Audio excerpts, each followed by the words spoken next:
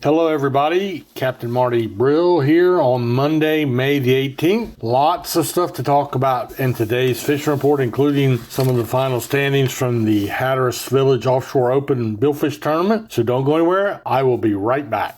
At the south end of Roanoke Island, in a quiet little village, lies a marina known for having one of the finest fishing fleets on the Outer Banks. Whether it be an offshore excursion, a nearshore charter, or headboat fishing, Wanchese Marina is where to go. Wanchese Marina is a full-service marina, complete with a fueling dock, bait, tackle, ice, and the landing grill restaurant. All of this is just a few minutes from some of the finest fishing spots around. Book online at wanchesemarina.com. Wanchese Marina, 4457 Mill Landing Road, Wanchese. Surrounded by water, Currituck and the people of the Outer Banks have been shaped and defined by its rich and coastal maritime history. The Currituck Maritime Museum tells the story of Currituck's boat-building forefathers, their remarkable craft, and the legacy they left behind on how to live life and thrive on the waters of the Outer Banks. Discover the Maritime Museum in historic Corolla Park, across the street from the Currituck Beach Lighthouse, and visit us online at currituckmaritimemuseum.com. Be a part of the local history at the Currituck Maritime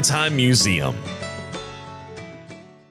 So I had a great week down in Hatteras, down there helping score that tournament and handling some of the VHF radio communications and seeing my old friends. I started in Hatteras many years ago as a greenhorn mate from Florida. And always had a soft spot in my heart for the people of Hatteras. We'll get to the tournament at the end of today's report. Let's talk about what happened yesterday. Good offshore fishing, the mahi bite or dolphin. I still call them what the fish book calls them, dolphin fish. But some people call them mahi. Really good, and the size is like big bailers to small gaffers. A bailer is the school size that you can catch a lot of them really quick when you find them. A gaffer is big enough to need a gaff to get it into the boat. A gaff is a hook on the end of a aluminum pole, and it just helps you get a bigger fish in the boat. So these were medium gaffers, maybe 8 to 15 pounders. I saw quite a few of those. There was also some blackfin tuna in the catches, and they've had quite a few blue marlin bites down that way, and we'll tell you more about that at the end when we talk about the tournament. I also had a really nice talk last night with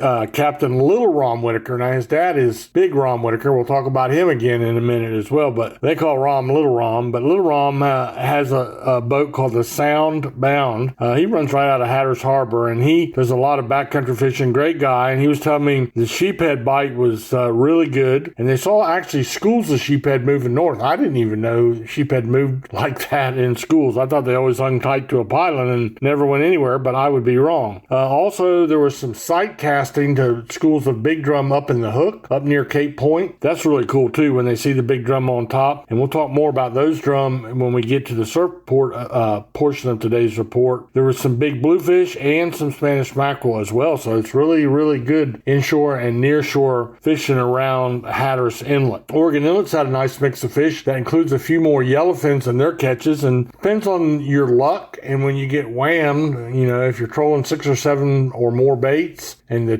yellowfin hits you, how many can you catch? You can catch 6 straight at a time, but it's hit or miss. There are some days they have really nice catch of 7 to 10 yellowfins, and other days 3 or 4. But they also are catching these nice sized mahi, gaffer sized mahi, and so that gives you a really nice mix of yellowfin tuna and a dolphin or mahi is some great eating. They also have been having blues and Spanish mackerel around the inlet. I had friends that went out on they went out on Thursday at Oregon Inlet with Captain Dink, and they had a good catch of Spanish mackerel, a little bit on the rough side then, but there's plenty to fish for around the inlet now at Oregon Inlet. And you may run into a school of drum, or it may be the traditional Spanish mackerel or bluefish. And also there's a few cobia around, but I can't really say it's been great at either Hatteras or Oregon Inlet, but that is going to happen, and it's going to get better. So let's jump over to the Surf and Pier report. We can kind of wrap it all together today. And there's 4 species that everybody is focused on. This is a great time of year to take your kids fishing because you have the small stuff, the sea mullet, the Spanish mackerel, and some small bluefish. And then if you get down on Cape Point or Ramp 55, other places, there are some big drum, big red drum, yearling drum, puppy drum, black drum. I mean, a little bit of everything. And if you look at the reports, the piers temperatures and the surf are almost all the same. The biggest difference is that the fish have been moving north,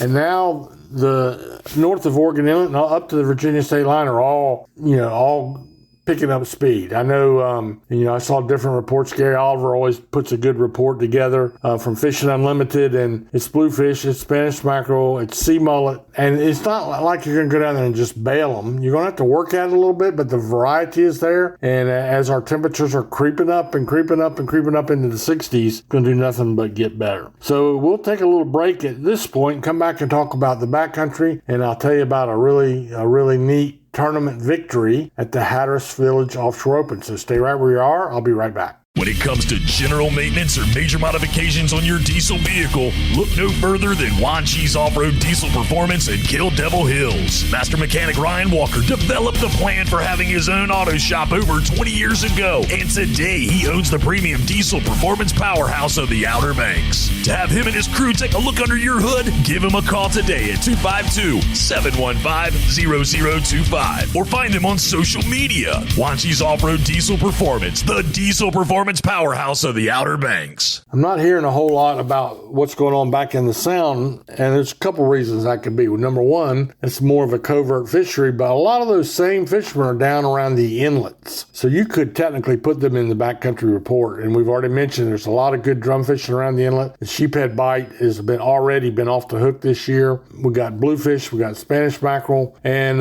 talking to the guys in the Hatteras, a lot of the sheephead fishing is not back in the Sound. It's all down around the buoys and the inlet, stuff like that. However, it's going to do nothing but pick up, and we have seen some drum already in the Sound and some big ones on the Western Sound, but not a lot of them, and it's not for the faint-hearted. You got to really be on your game. Let's talk about the tournament, the Hatteras Village Offshore Open. We had 54 boats down there. It's a 4-day tournament. You fish 3 out of 4 days, your pick, and they got to fish all 4 days. Last year, the first day was blown completely out, and everybody had to fish the last 3 days to get in their 3 days. But this time, it bounced around a little bit, and everybody, all 4 days, one day was kind of rough, but you could fish all 4 days. They caught 48 blue marlin and released all but 2 of them. There was 12 white marlin and 3 sailfish, so that's a good tournament. 54 boats overall. And my old buddy, Jesse Graninsky on the Biopsy, which is a charter boat out of Pirates Cove, he won the tournament on the strength of 2 days. On 2 days, he caught 2 blue marlin each day. So that really helped him out a lot. And he did really well. He won the tournament with 4 blue marlin. He took home a check for that category, and there are many categories. That one was worth $65,450. And by the way, that tournament is really unique. It's done by the Hatteras Civic Association, and the whole it's a village tournament, not a Hatteras Island event, although a lot of people do participate, but it's for people in Hatteras Village they do a lot of scholarships and any other community need. It's funded in a big part by this tournament. So congratulations to Jesse on the Biopsy. Second place was the Streamweaver on the strength of 3 blue marlin, and you heard me mention Little Rom Whitaker in the inshore report. Well, his dad is Big Rom on the release, a well-known tournament competitor, longtime charter boat captain in Hatteras, and he caught 3 blue marlin, so the Streamweaver beat him on time. He released his quicker, but Rom ended up in third place, so he got some cash too. Hopefully he made enough to pay for the fuel, and he puts his heart and soul into that tournament, so I was happy for Rom. And the Real Priority had the largest blue marlin at 487.4 pounds. There was only 2 that were put on the dock. All the rest were released. So that tournament is in the book. A couple weeks we'll be start talking to you about the Hatteras Marlin Club tournament, and a lot of you will say, where is the Hatteras Marlin Club? Most people don't even know that it's tucked away behind the red and white grocery store right there in the center of Hatteras Village. And I'll be down there and bringing you all those updates when that rolls around here in a couple of weeks. So anyway, I hope you have a great day, and you really need to get out and take advantage of fishing this week, because there's lots to be caught, especially in the surf. And I hope you have good luck, and that the good Lord will bless you richly.